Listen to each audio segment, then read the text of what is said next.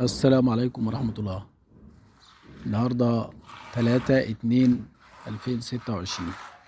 اللي قدامنا ده تزهير في أشجار الزيتون أهو، ما شاء الله لا قوة إلا بالله أهو.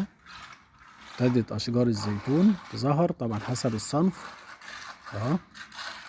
التزهير ده عشان يطلع بالكثافة دي ما شاء الله لا قوة إلا بالله لازم النبات يكون واخد احتياجه مسبقا. يعني النبات ده خد احتياجه وخزن مخزون غذائي قوي من الخريف السابق والصيف السابق.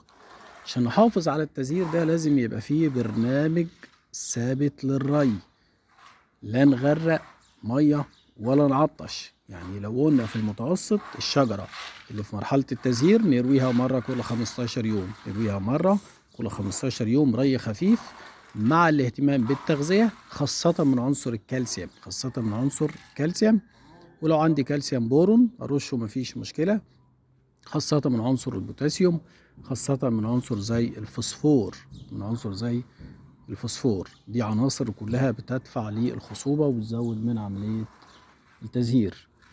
اوعى حد يرش اي مبيد حشري اثناء فترة التزهير، خاصة لما الكبسولة تفتح.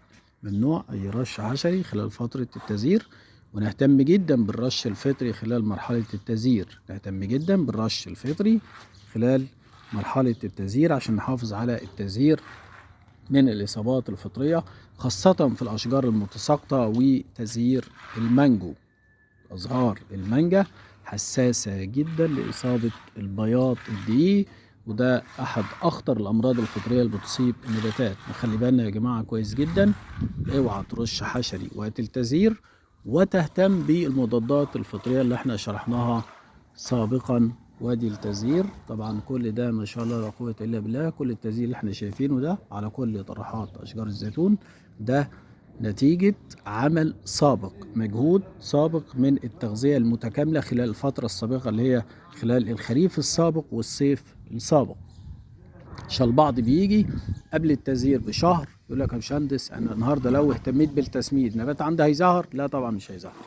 النبات عشان يظهر عندك لازم تكون انت عندك برنامج متكامل مسبقا من التغذية. اهتمامك بالتغذية السابقة خلال فترة الصيف السابق والخريف السابق هو اللي بيدفع معاك بالتزهير بقوة زي ما احنا شايفين كده في التحضير اهو في اشجار الزيتون. وتحية لكم جميعا.